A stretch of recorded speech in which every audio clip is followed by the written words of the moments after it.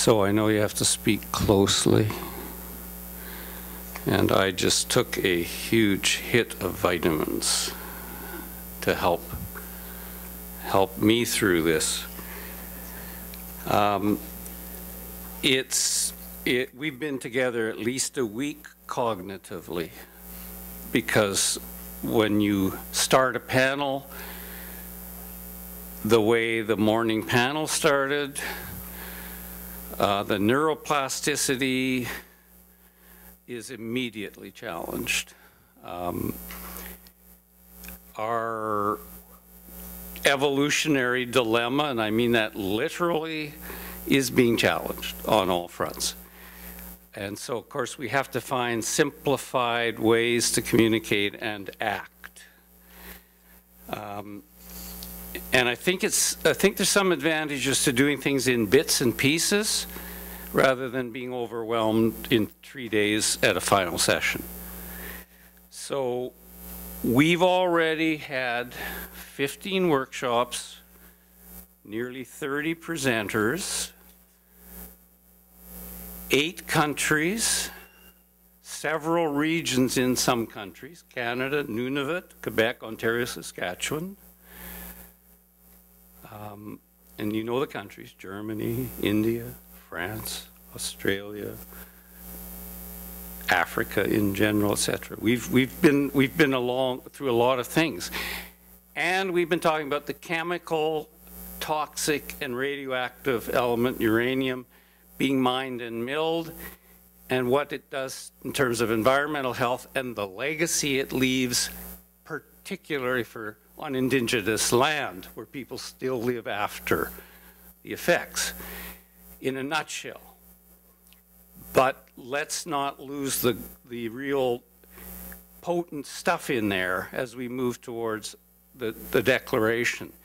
So the process that is being proposed is we're going to quickly go through those workshops and hear from either a facilitator or, if it wasn't done, presenters. 2 things you think are poignant enough that they ought to stay with us as we work towards the declaration in 2 days. So let's do that. Workshop 1 was Gordon, Edwards, and Whipple. Who has anything to bring to the plenary from that workshop?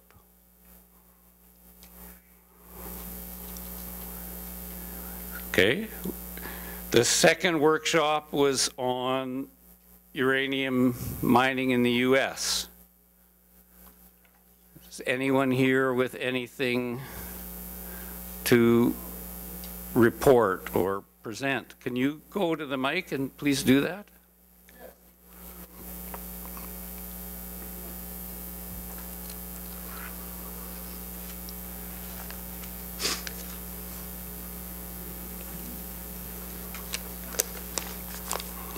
And all of you may want to keep track of this, because it'll help move the process along.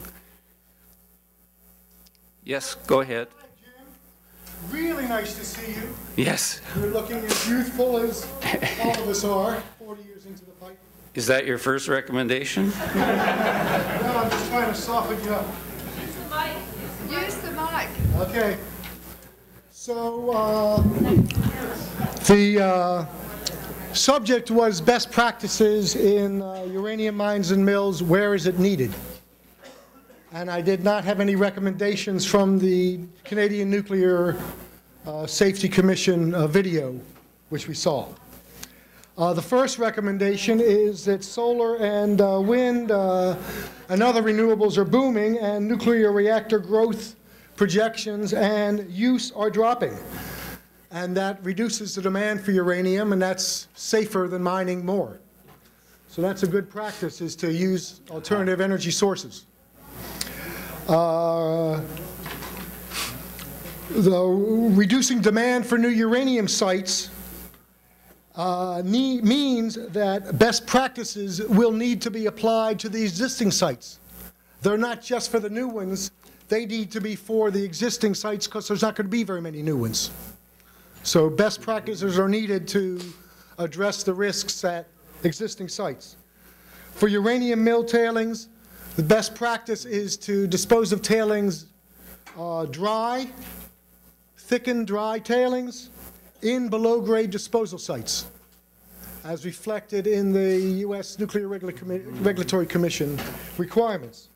The recommendation from the Mount Poly tailings dam spill was that use of dry tailings and reduce use of water covers for closure. And that's a strong recommendation that would affect many sites. Uranium mine waste rock should be managed similarly to tailings, not left on the surface while the tailings are being buried, as is the Saskatchewan model. Finally, the in situ recovery method needs to require restoration of groundwater quality, not merely attainment of standards, and restoration appropriate for the adjacent aquifer, in the adjacent aquifer, and for the ore zone, in the ore zone, not mixing the two. I know those are not one-sentence recommendations. No, we get, yes. That's good. Thank you very much. Thank you. Can we, now that's your best practice right there. There's your model. Let's move the workshop that dealt with India. Is there anyone here who'd like to coming? My name is Sri Prakash from India. I just wondering from this conference that what is the practical solution for Indian need for energy, because French are selling 6 mega nuclear power plant, and the Americans and the Russians already there with 2 mega plants in Kudankulam. So what is the recommendation and what is the practical solution for the India? I don't know whether it's this. So policy on moving towards renewables rather than nuclear. Is that? Because it's again linked with the geopolitical situation. So what will be the message for the Indian people from here? That's a good question. And how much are weapons involved? Mm-hmm. Well, I think we'll see what comes about that, but good to pose that. Is there anyone from 4?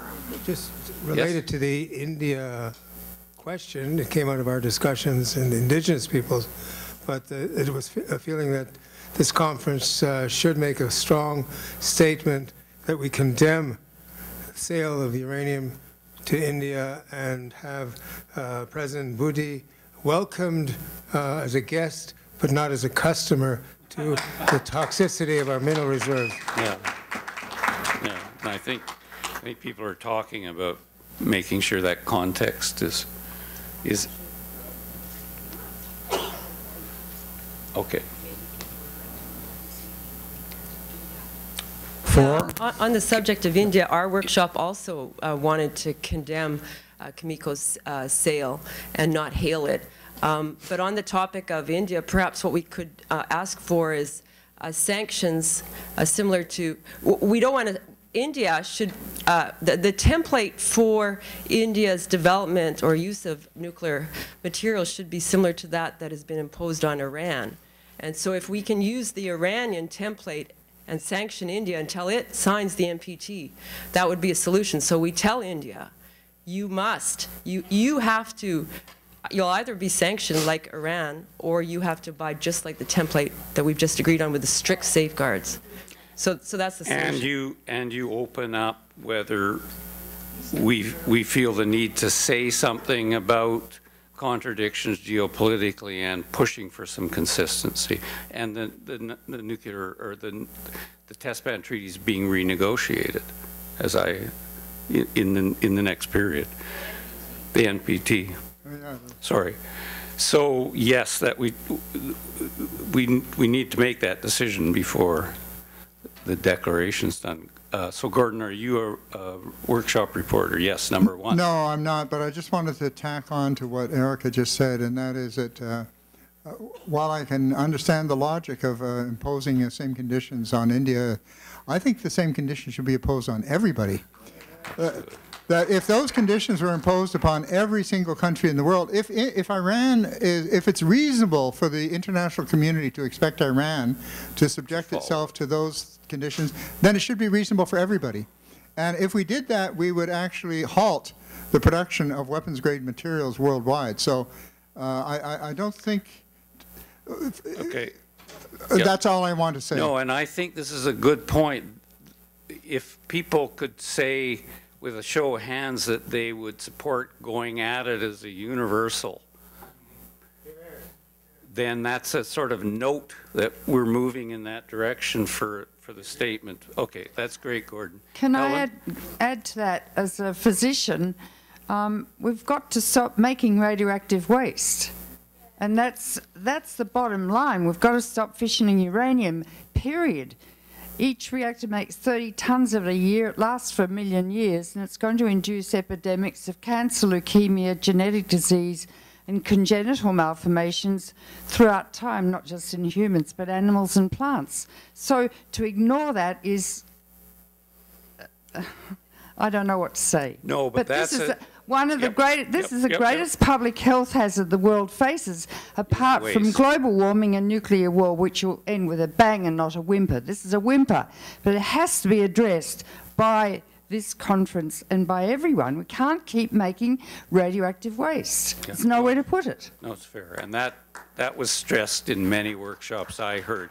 So let's try, I understand it's opening up, but I don't want to lose the thread on the workshops. Is there anybody who was in the one on the Quebec Review? On India still. Okay, that's fine. Let's go.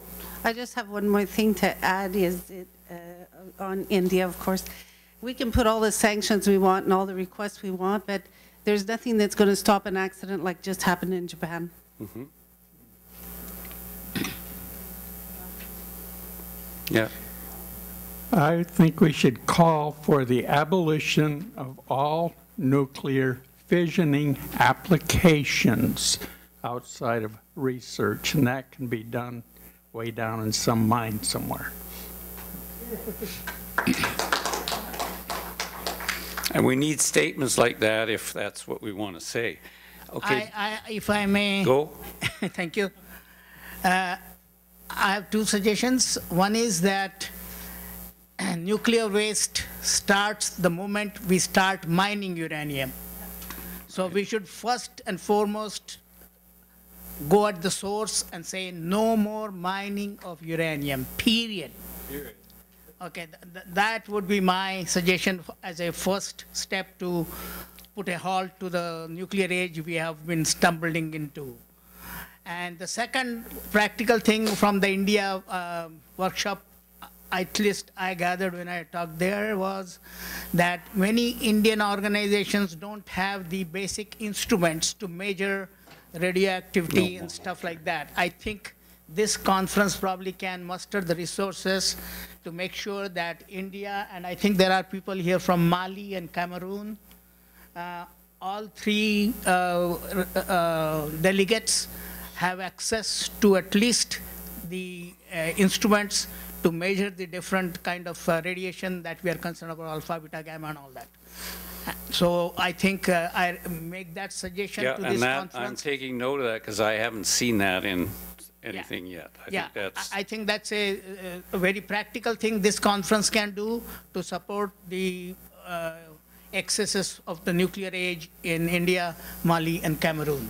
Thank you. Okay, great. Thanks very much. So let's keep going. It'll come together. The one on radon health, maternity care.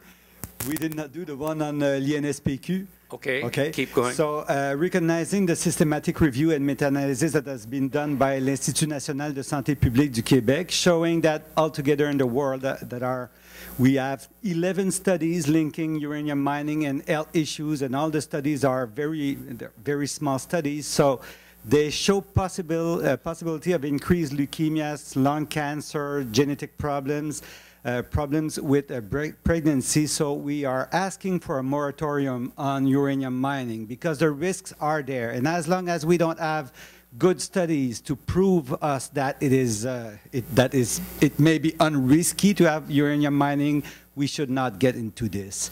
We should do studies to know exactly what is the baseline radioactivity in the land and do full epidemiologic studies of the population around the mines. This should be paid by the companies who did the pollution in our areas. The studies should not be led by the companies, but the companies should pay for these studies.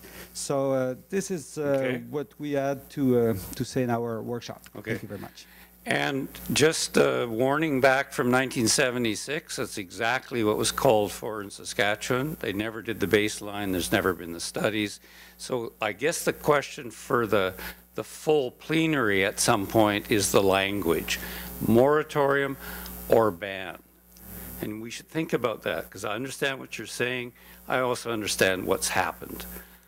So think about that, because I think maybe ban could be the wording to, and this case can be made, that we know enough that there should be this happening. It isn't happening. Okay, that's great.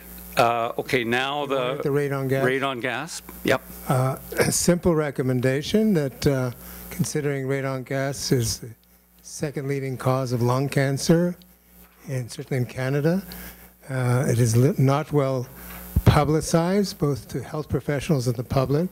The people should be universally measuring radon gas in their homes and workplaces, and if they are elevated beyond the standards, which Canada has come down to a generally acceptable standard, still have excess cancer deaths because of it, but at least it can be remediated.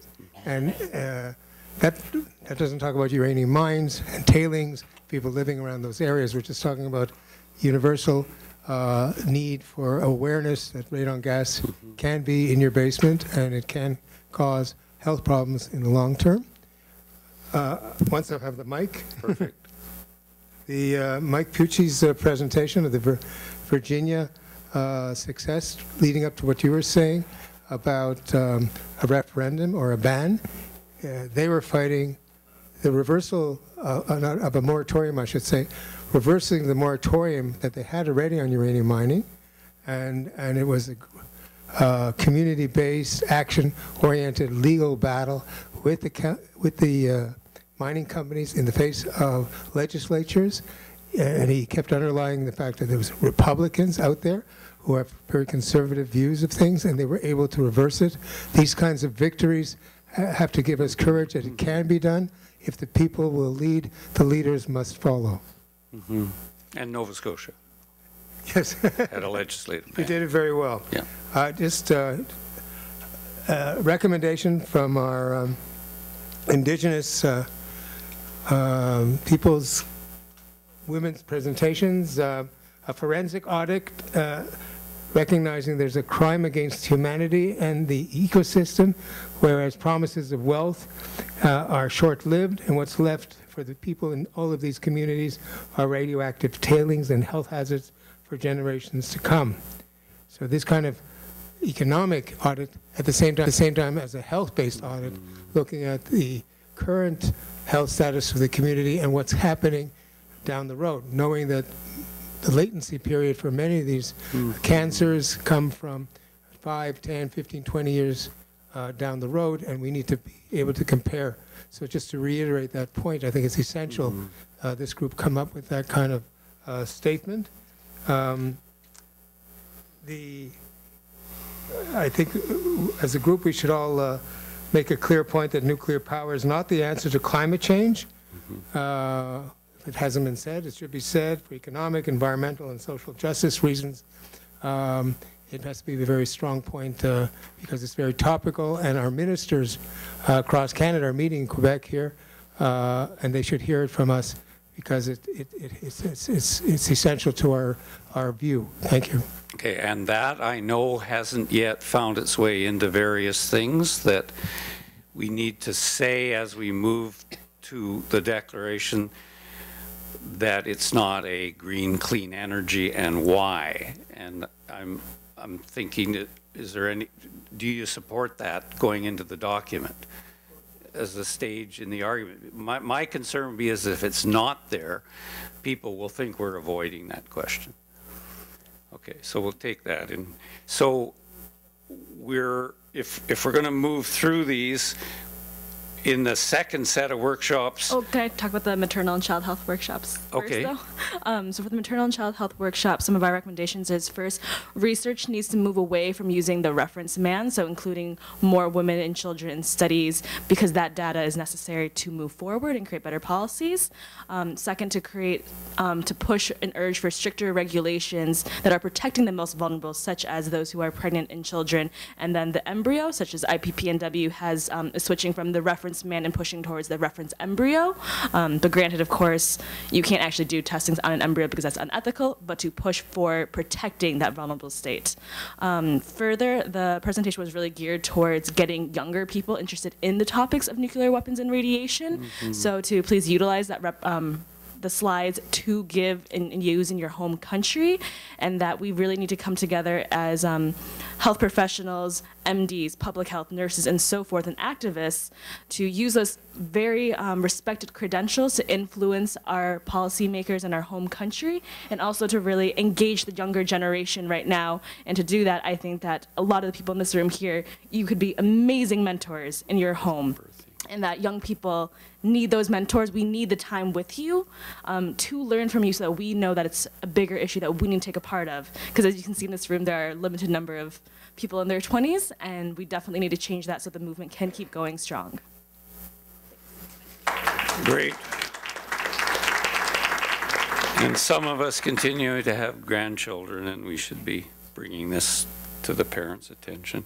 So let's move on. That's great. The North American waste issues were in that first session in the workshop B.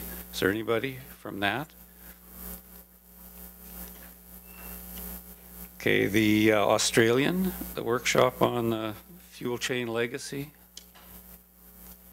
Yep, no worries, Jim. Mm-hmm. Today we had our little workshop, but this is a bit of a summary of today.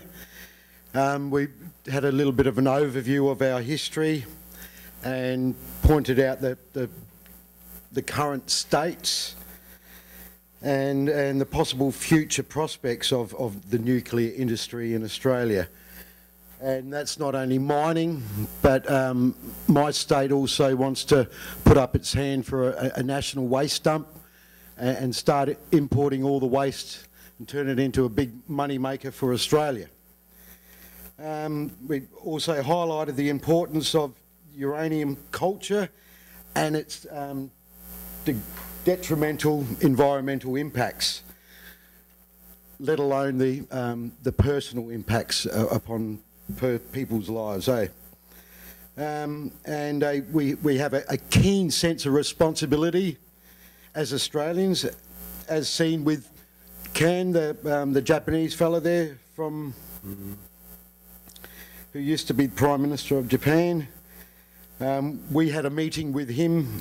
We brought him over to Australia to try and convince Australians how much of a madcap idea it really is. A lot of that fell on deaf ears. There can be no business as usual after Fukushima, because everyone still thinks, right, away we go. None of that, hey. And the importance of community action is really great, and the resistance that can bring. We have big institutional bias. You have people in universities spruiking up the great benefits of this. It's all lies. It's been proven here today and in many areas as well. the national radioactive waste dumps that we've actually stopped, and the big wins that we've had also with Koongara, with young Jeffrey up there in the top end. So things can be stopped, you know. So don't stop trying, people, eh? Now look, we've come a long way, the 6 of us here. So we're keen to find support from all you people here, whether it be, like Brother Boy said here, having some of them machines so we can measure the radon gases, the water, stuff like that. In our country, they don't hand these things out willy-nilly. It's all done behind closed doors by the government, and at the moment we don't really trust the government, you know. So if you people can offer support, hear some of our stories, and especially with the connection to Cameco use people have in Canada. They're knocking on our door wanting to dig up a whole heap of uranium in parts of Australia where for countless thousands of generations our people knew that there was something very poisonous close to the ground, and our people called that like a poison place, not to go near. So they're not listening to our experience for many, many thousands of years. They just want to go straight into it, you know. You know them, we want to stop them. And we're glad to be here and glad to talk with you people. So, love you all, you're doing a good job. Deadly. Thank you. Great. That's great. And look, a little historical information on Cameco. It was created with public money as 2 Crown corporations that were privatized. One was federal, one was provincial. And so it goes. Can we move to Saskatchewan? Yeah, I have Saskatchewan. Okay. Sure, it'd be more fun. Okay, more fun. Okay, more fun. More fun if I go to this one. I was given the Saskatchewan one. And since I'm from Saskatchewan, it kind of fits. Saskatchewan was Peter Pepperell and Jim Sani. They said, for Quebec, a lesson to be learned is not to expect the federal government to safely regulate uranium extraction practices, for it has not done so in Saskatchewan. By your works, you'll know them. Also, Quebec should not rely on the federal government to properly or safely decommission uranium mines and their waste products deposits. Uranium produced in Quebec could be eventually sold by the federal government to whomever it pleases, even to countries ruled by dictatorships or a non-signatory to the NPT or CTBT. On a national level, there should be no new uranium mines, nuclear power should be phased out, plutonium reprocessing should be banned, and no uranium should be sold to countries not having signed and ratified the NPT and CTBT. Perfect. That's one. Perfect. Jim Sani, the First Nation Dene people need a new and stronger voice that carries that is recognized. Our leadership has significant and valuable information to convey to the federal and provincial governments based on the chief's recommendations. If we, the leadership, say no, we mean it. And industry or federal and provincial governments should not be able to seek an alternative avenue to get the answer they seek to acquire governmental approval. Wow. Okay, and I know that ban uranium reprocessing, I haven't seen it. Could we have a show of hands that people want to make sure that's covered in this document, because it's kind of part of the package. We've been fighting that in Saskatchewan because we know the way in which they were approaching the nuclear waste repository was in fact worded, if you went carefully through their documents, in terms of recovering this material. Gordon? I think you need a law. You have to go beyond the ban. The ban can be overturned easily. A law cannot so easily. Yep. Legal ban. Or worldwide. Worldwide. The words matter. Okay. France, reclamations, France, Germany.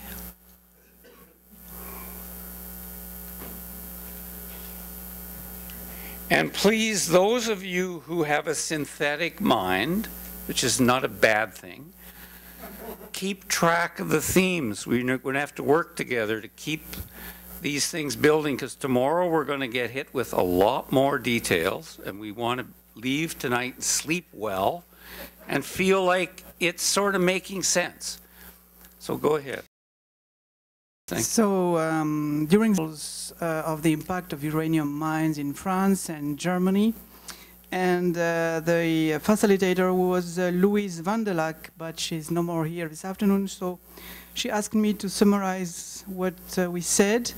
The idea is to ask for a comprehensive life cycle assessment of the impact of uranium mining on all the aspects, the economical aspect, the production of greenhouse gases, the environmental consequences, including the fact that nobody has a solution to store the hundreds of million tons of tailings and waste rocks, the fact that nobody has solutions to properly decontaminate and treat the water that is still flowing away from the mines, even decades after they are closed.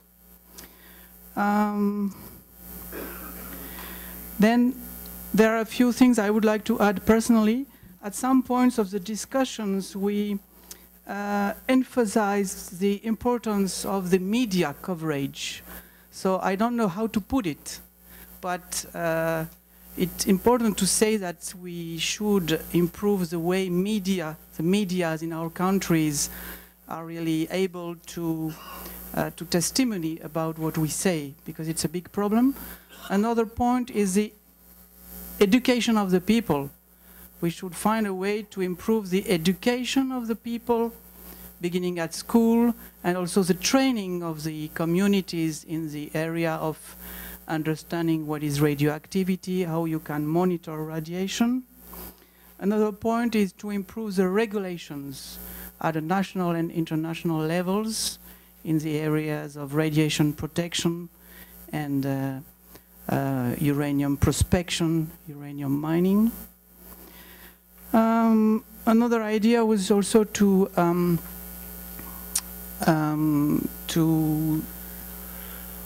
eliminate the link between AIEA and WHO, because it's a big problem. To promote independent assessments, which has to do with training and improving the training and the knowledge of the people.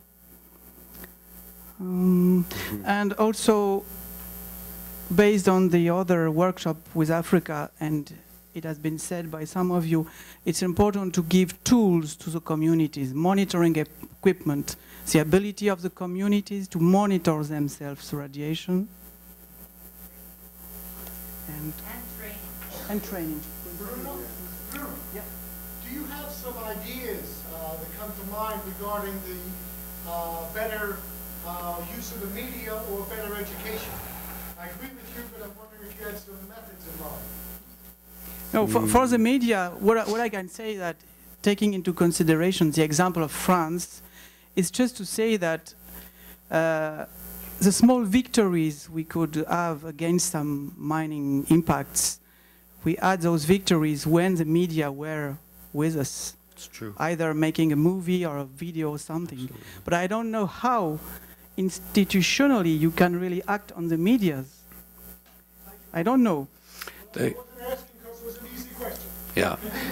The northern Saskatchewan people, some of whom are here, who formed the Committee for Future Generations, I just Googled the media coverage before I came over the last 4 years. I don't know how we did this, but they penetrated the indigenous and the northern press, and you could see the shift over the 4-year period, so that people in those, some cases, resource-oriented towns, where the values from which they were reporting were shifting. And so maybe the local media and the community action and the empowering is more important than we sometimes think. I think it is, myself. Thank you. So that's great. So, yep. I can help with media media strategies, because I've worked in that area, and I would be happy to discuss this with anybody. We can do a little sit-down somewhere. Yep. I've got some practical ideas. Yep, great. And you see there is converging, because that's come up twice before. We've taken note of it. So are we ready to move to the Academy of Sciences? No. Okay, keep There's going. still a little addition from Germany. I think the experience with the reclamation or the attempt of reclamation in Germany has shown that it's extremely difficult, if not impossible, to do a reclamation. And that on the second point, it's extremely costly, extremely expensive. And Germany has spent over 7 billion euros on this, and still the reclamation has not really been satisfactory. There's extreme costs for compensation of miners. And the end of the story basically is that the impact of uranium mining financially and in terms of sicknesses and death is externalized by the companies and imposed on the general public. I think it's important to say that. It is. And at this point in time, the reclamation costs of uranium mine tailings may be higher than the price of uranium. Mm-hmm. And it's, I think, governments are very ill, how do you say that, are following bad recommendations when the companies come and tells them you will make profits in taxes and how do you call it, royalties, sorry, by uranium mining, because they don't talk about the costs of reclamation. And most of the companies go bankrupt before they ever come to reclamation. And the general public is left with the costs. And so there's no profit for the state in it in the long term. Mm-hmm. And I think probably a hard economic analysis is, we're all seeing that people want that. So are we moving to that 5th workshop, Academy of Sciences? No, this is actually not from a workshop today, okay, go but ahead. I think it's important. Yeah, go ahead. We had a meeting of the WMAN Indigenous Caucus in 2009, and we came up with a goal in how to combat the mining issue. As Indigenous people, the caucus represents all of the different Native people from U.S., the lower 48, Alaska, and Canada. And the thing that unites everyone, no matter what type of mining, is that we all need the water, and we are water. And so it's not enough to recognize the impacts to human rights.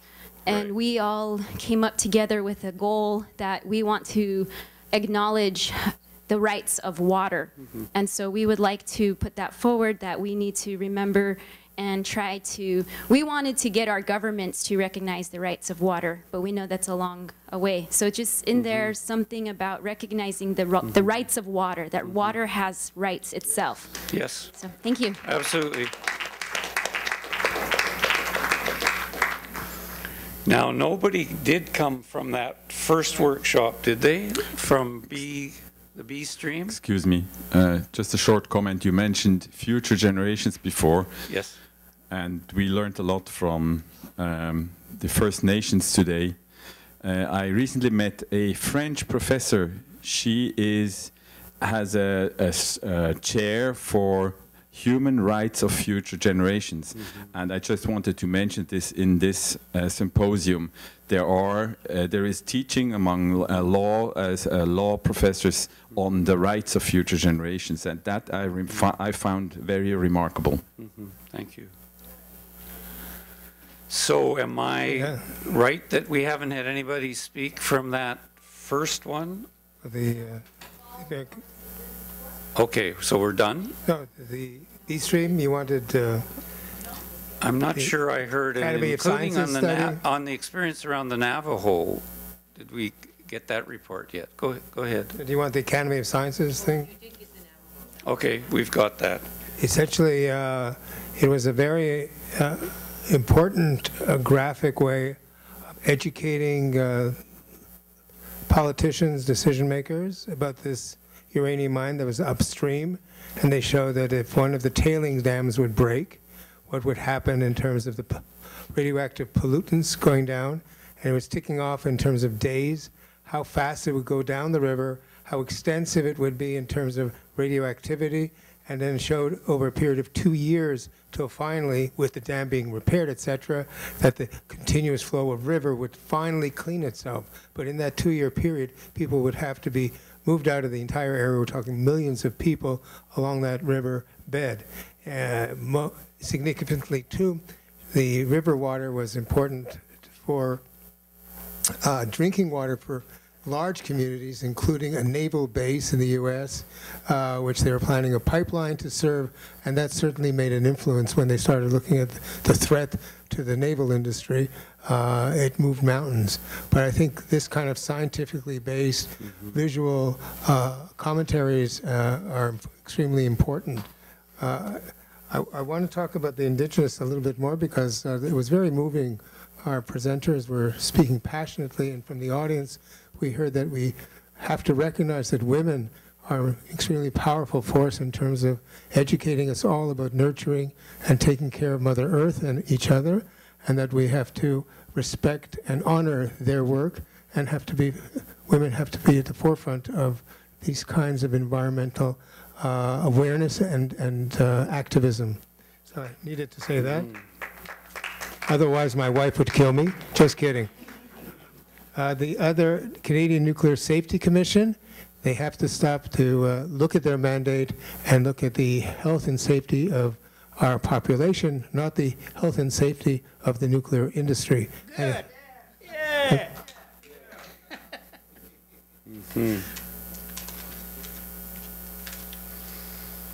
Okay, so are we ready to go to Greenland and Nunavut, where we got some very powerful presentations? Okay.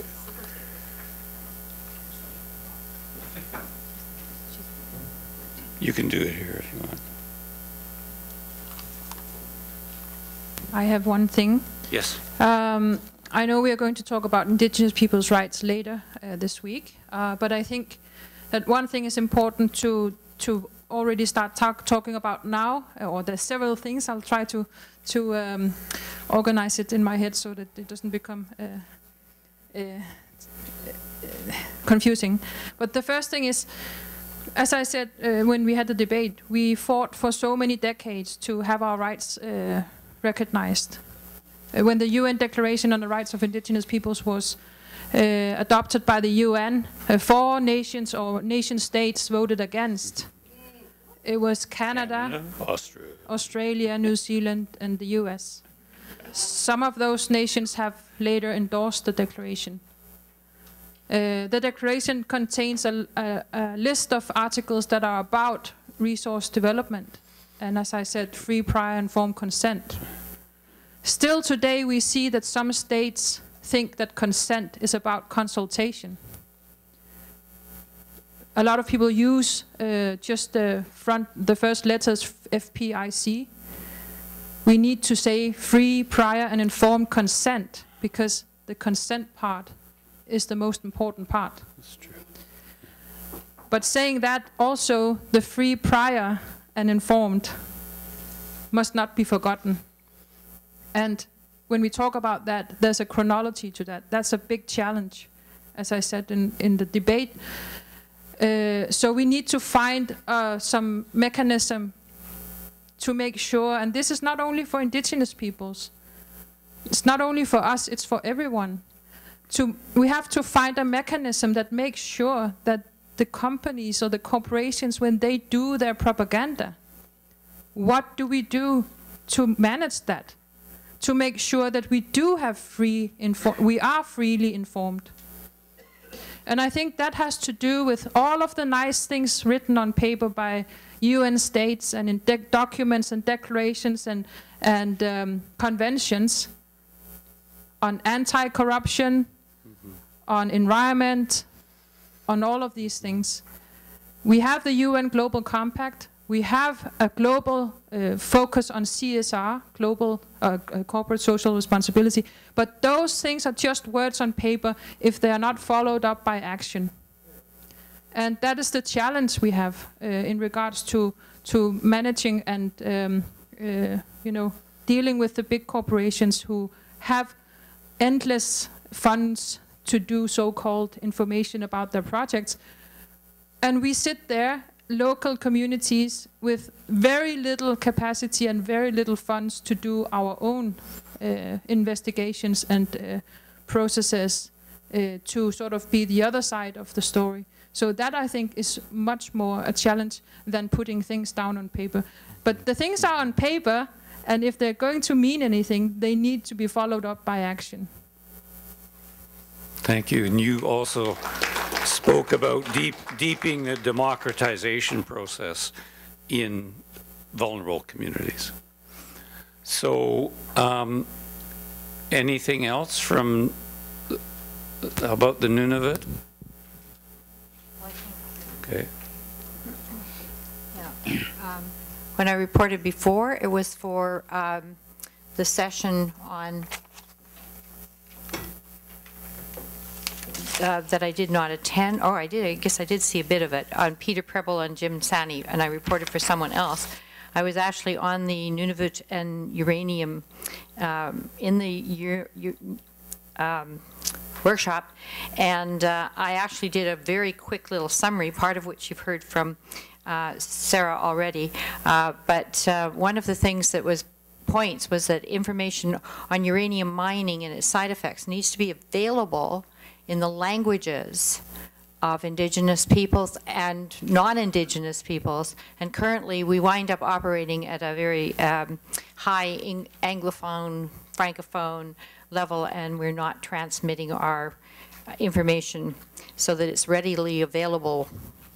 And underlining what Sarah was, what Hailu said, was that the mining of uranium does not value the democratic process. It jumps over it.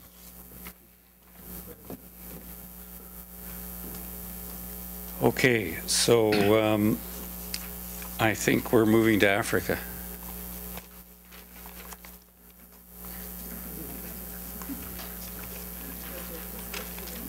Who was in that session? Anyone?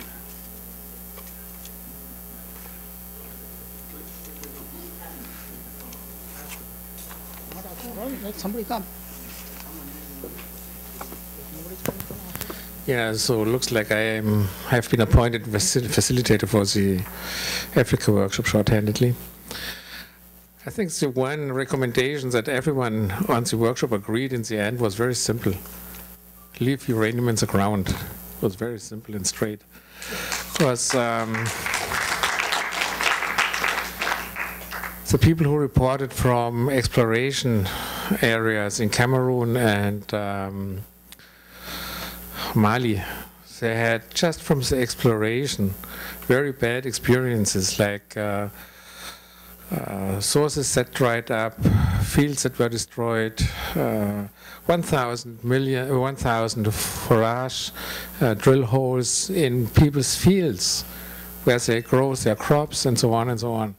So I think there was a pretty good understanding that there's one recommendation: leave uranium in the ground. That's about it. If anybody from the African workshop wants to add to it, feel free to do so.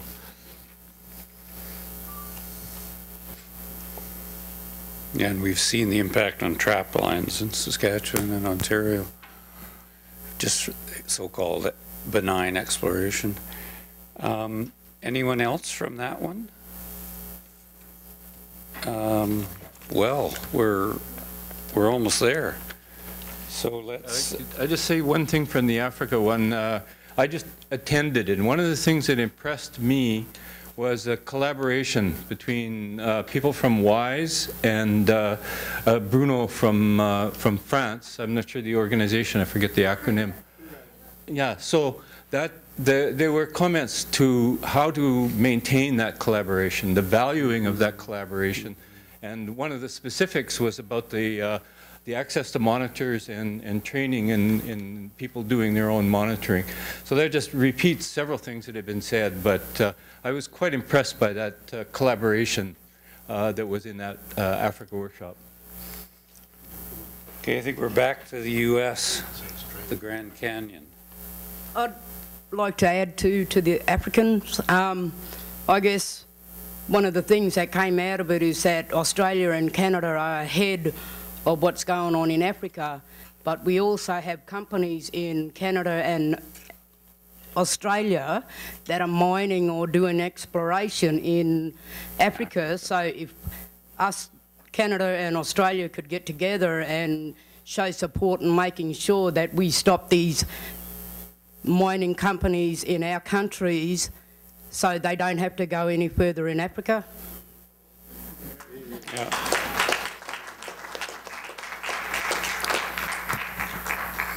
I wanted to share 3 takeaways from the Grand Canyon North Great. American workshop. Great. The first was that we need to make temporary moratoriums and bans permanent. And we need to start working on that as soon as we achieve the temporary bans, rather than waiting up until the last minute, because the industry never waits until the last minute, so we also need to think ahead. The second is a technical request to the scientific community. There's an international need to understand how to both calculate and monitor radon emissions from liquid impoundments. We've heard this in Australia, in North America, and in Saskatchewan, and so calling the scientists to that report would be very helpful for the activists in the room. And the final is to just continue to connect around shared solutions, shared victories that we have as a community.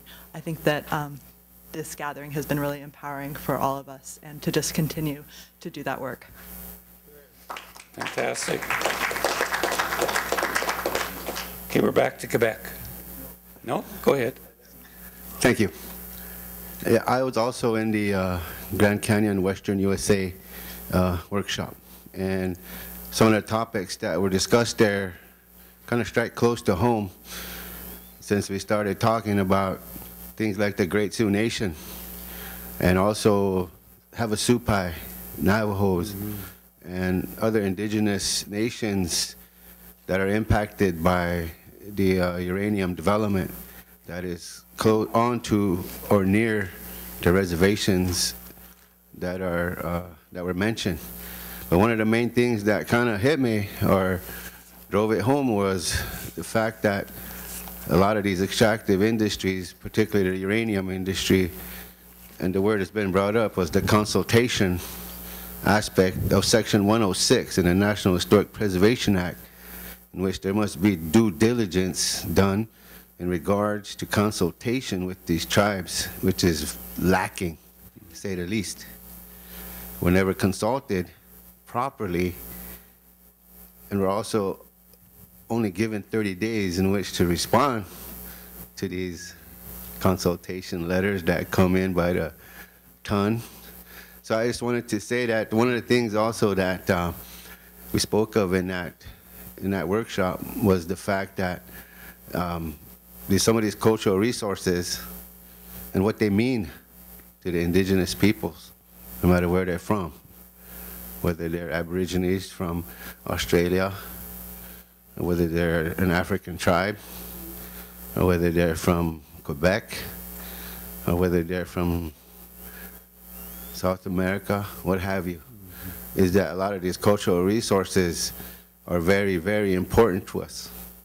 A lot of it, we are the cultural resources that exist out there. And also, I'd like to also mention that one of the greatest things that's often impacted by these uranium industries is the water. It was mentioned before by Leona.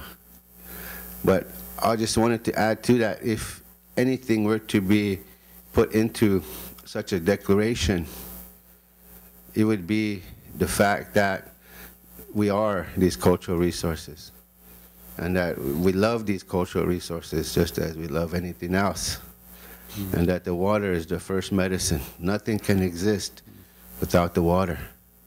So these things just kind of struck home because Cameco has a mine in South Dakota, where I come from, called Crow Butte. About 40 to 50 miles as the crow flies from the boundaries of the reservation. And we have a moratorium on mining of any kind on the Pine Ridge Indian Reservation. We feel very strongly about that. So I just wanted to share that much. That was something I picked up from the Western U.S. Workshop that we had. So I'm in agreement with a lot of the things that are being spoke about here, and I'm very thankful to be here, because a lot of us have come a long ways to participate in this. So thank you. Thank you. Okay, let's keep going. Also from that workshop, I think we heard that the natural wonders of the world and the landscapes that support native cultures are more rare and valuable than uranium, and uranium mining should be prevented at those places. Yeah. Okay. It's a workshop. Great. You're the second last. It was for social acceptability. Yeah. But before I give you the take-home message that we had, I just wanted to add an information that came up in the workshop for Institut National de Santé Publique. When we met CNSC, I don't know if everybody here had the information, but I was completely shocked by that information. Somebody else was talking about CNSC before, but what we learned, the public health department of my region, is that the CNSC is solely financed by permits that they give out. So they need to accept projects in order to survive and to continue working. So I'm going to try to translate this because it was a French workshop. But basically, the concept of social acceptability implies a public participation. And we were talking about that we need a good definition in order to take action, because if the definition is not clear, therefore the actions won't be either. So one of the speaker had like 8 rules in the art of public participation, was to have like really good objectives, adequate mechanism, adequate resources invested in order to go through the process, independence, quality and accessibility of the information.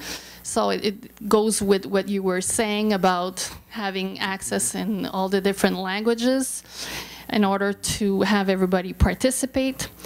Access to the process and diversity of participation, adequate communications, clear modalities of participation, and before making decision, like to take in account all of the participation, and we need transparency and follow up. Also, what we need to have is that we know when the process starts and when it's going to finish, because social acceptability is not a process to obtain a yes from the population. They have to accept that it could be a no.